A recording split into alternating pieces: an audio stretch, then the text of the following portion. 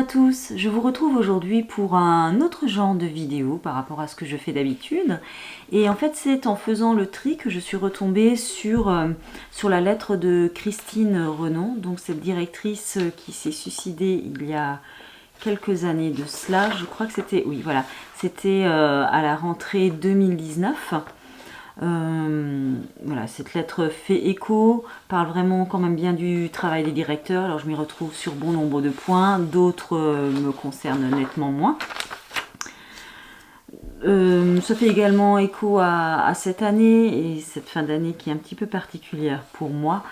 Et moi, je ne vais pas m'étaler plus longtemps là-dessus, je vais simplement vous relire cette lettre. Et puis vous pourrez me dire en commentaire si vous aussi, si vous êtes directeur ou directrice, si vous aussi vous vous y retrouvez, sur quel point.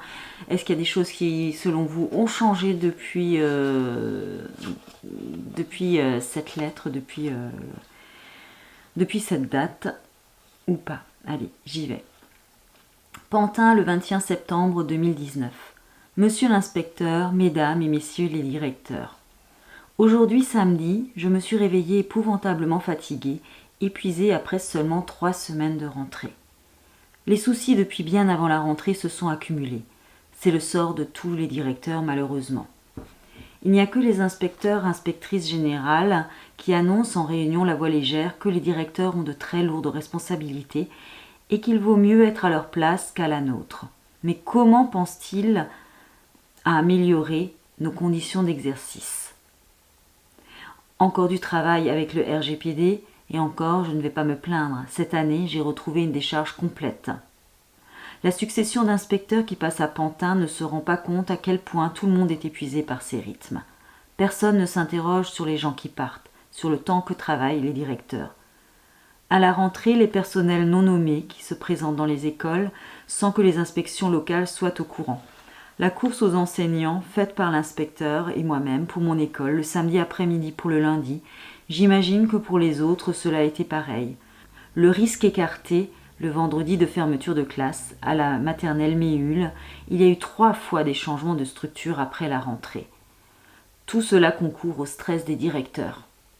Les remontées de tableaux de structure. Mais à quoi sert Onde ? Faut-il donner de l'argent des coopératives pour que les inspecteurs aient une clé OTP ?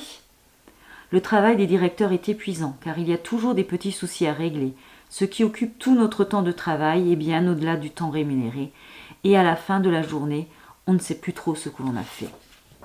Pour ma part, j'ai toujours fait pour le mieux pour les élèves, les enseignants, les parents. J'ai essayé de me rendre disponible au maximum pour chacun, toujours répondu positivement à un service que l'on me demandait. Je dois dire que l'accumulation de faits mineurs, dont le plus grave de mon point de vue s'est passé à l'extérieur de l'école, la réception des parents concernés, les concertations avec la psychologue scolaire, les entrevues ou échanges avec l'inspecteur m'ont plus qu'éprouvé. En rien, l'école n'est responsable de cela. Mes collègues et moi-même faisons de notre mieux pour la sécurité des enfants. Mais les directeurs sont seuls pour apprécier les situations, seuls pour traiter la situation car les parents ne veulent pas des réponses différées. Tout se passe dans la violence de l'immédiateté. Ils sont particulièrement exposés et on leur en demande de plus en plus sans jamais les protéger. C'est une honte qu'il y ait des directeurs non déchargés. La perspective d'appeler une famille pour leur dire que leur enfant, alors qu'on est sûr qu'il ne l'a pas fait, est soupçonné d'avoir mis un doigt dans l'anus d'un autre, ils ont 3 ans tous les deux, dans la classe, l'école ou le centre, impossible, je ne peux pas le faire. C'est la goutte d'eau qui ce matin m'a anéanti. Mais franchement, j'étais déjà très éprouvée. La perspective aussi de devoir organiser des APC avec les horaires que l'on a. Franchement, prendre les enfants sur le temps méridien, cela peut les faire progresser. Au pire, ils ont faim, au mieux, ils digèrent. Les prendre avant, les prendre après. En quoi les rythmes de l'enfant à Pantin sont-ils raisonnables ?